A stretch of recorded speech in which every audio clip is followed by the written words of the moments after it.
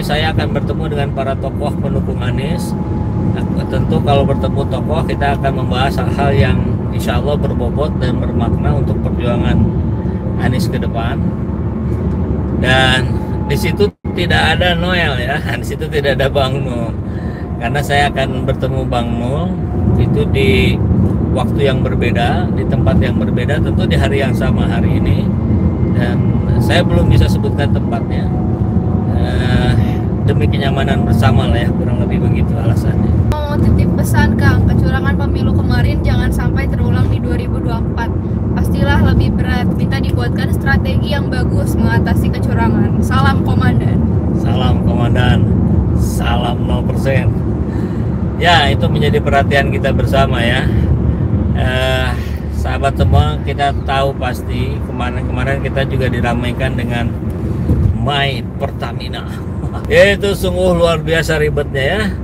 Saya kemarin akhirnya sudah coba install My Pertamina, terus ternyata error berkali-kali sampai akhirnya bisa.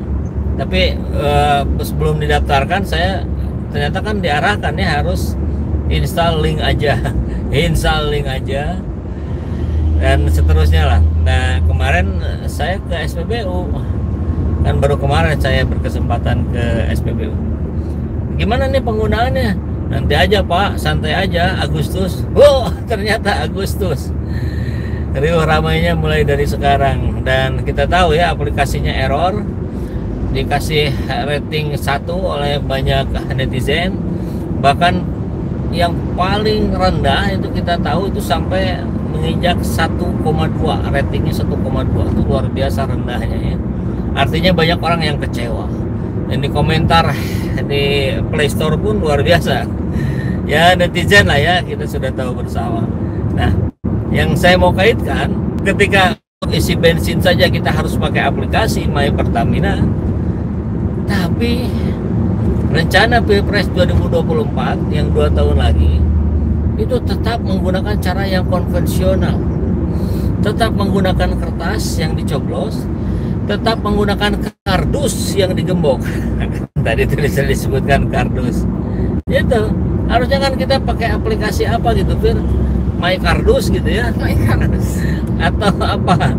My Pemilu. Kan netizen sekarang ramainya begitu. Nanti mau beli gorengan, oh udah install aplikasi My Gorengan belum katanya. Kalau nggak bisa dilayani. Wah.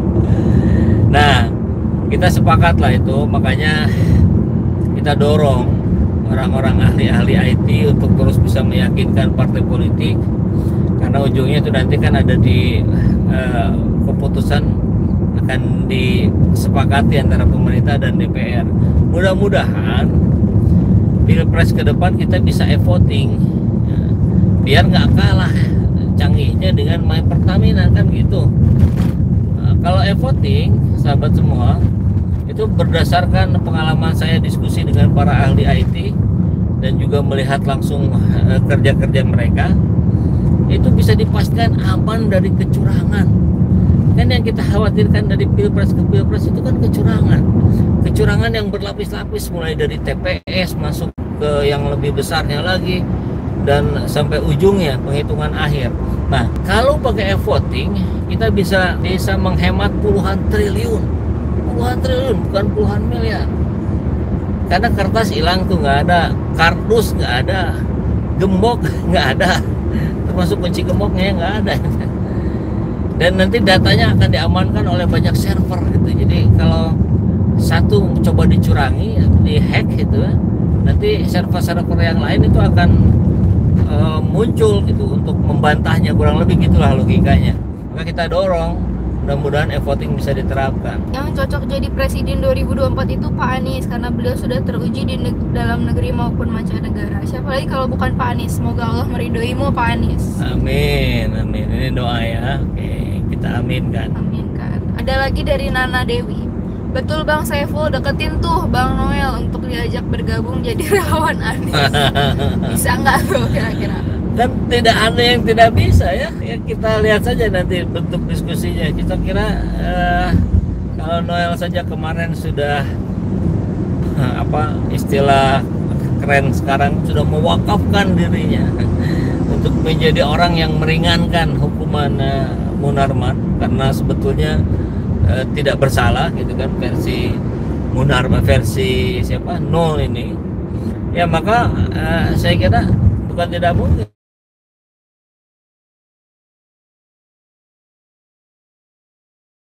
Ya, ya itulah logika rakyat jelata itu kan sebetulnya logika simpel saja. Tapi para pejabat di atas sana seringkali lupa gitu dengan logika yang sederhana, karena sudah terlalu diperumit dengan birokrasi yang ada. Prinsip birokrasi masih ingat ya? Ini obrolan di rakyat saja. Kalau bisa dipersulit katanya, kenapa harus dipermudah? Betul. Jadi kayak itu tuh Merit Pertamina itu dibikin ribet itu. Ada apa kemarin itu gimana katanya Fit? Harus difoto dari ya kalau kan untuk nggak harus pakai handphone, jadi nanti dikasih QR code terus di print, jadi tiap pengisi bensin tinggal nunjukin QR code-nya. Nah, tapi daftarnya itu loh harus difoto tampak depan katanya, ya, masukin tampak samping. KTP dan lain-lain. Ada wacana hari ini Ganjar Anies atau Anies Ganjar. Nah, oke. Itu masih terus terbangun. Tentu kita harus memposisikannya terlebih dahulu di luar konteks PDIP.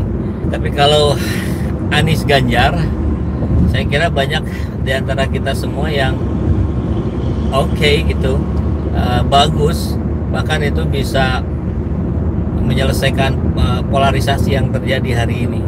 Kalau keinginan, sebenarnya mereka juga ada kemiripan dengan kita, mereka juga bisa mau gitu, cuman bedanya ditukar gitu. Mereka maunya Ganjar Anies gitu. Kalau kita kan kalaupun itu bergabung ya Anies Ganjar, jadi siapa nomor 1 siapa nomor 2 ini persoalannya. Tapi tentu itu kan menjadi persoalan penting, karena seperti yang kita ketahui bersama, di era Pak Jokowi yang kedua ini kan wakil presiden nampak seperti yang tidak berfungsi apa-apa gitu, kekuatan powernya itu tidak kelihatan.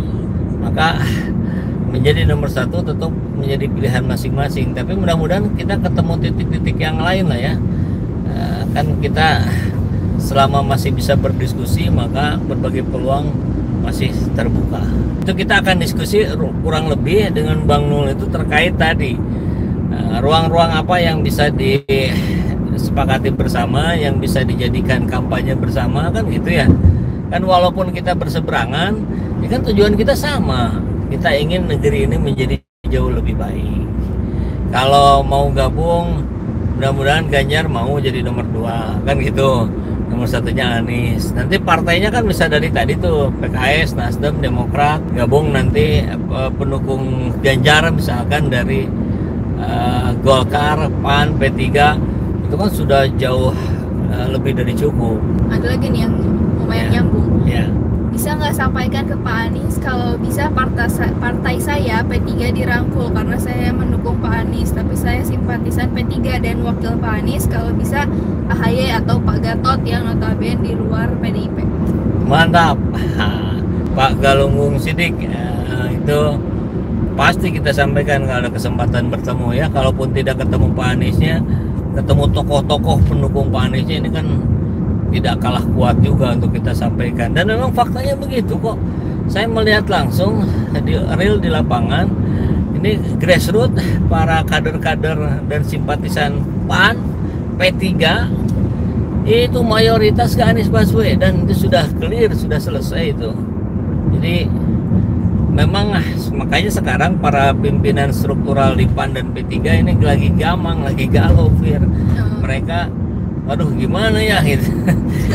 Pendukungnya ingin Anies Baswedan, tapi para pejabat strukturalnya di Jakarta kan masih ada terkait mungkin deal-deal politik sebelumnya gitu. Jadi agak sulit untuk segera mengumumkan dukungan terhadap Anies Baswedan. Tapi mudah-mudahan seiring berjalannya waktu kita bisa, mereka maksudnya ya PAN dan P3 bisa segera memutuskan untuk mendukung Anies Baswedan, karena grassroots-nya sudah mendukung, begitu kan Pak ya maksudnya. Kurang Bandung mah hoyongna Anies Kang Ipul kumaha tuh Kang? Jangan, itu belum qualified. Kalau saya masih penggembira saja lah. Terima kasih dukungannya. Semoga PNO sadar betul bahwa negara ini butuh segera lepas dari oligarki yang merugikan rakyat. Ya, saya yakin tuh Bang Nur juga termasuk memiliki keyakinan yang sama dengan kita di wilayah itu, bahwa negeri ini harus dibangun dengan cara-cara yang jauh lebih santun, yang jauh lebih demokratis. Maka itu artinya kita harus menghindarkan diri dari cengkraman oligarki, dan itu menjadi perjuangan kita bersama-sama.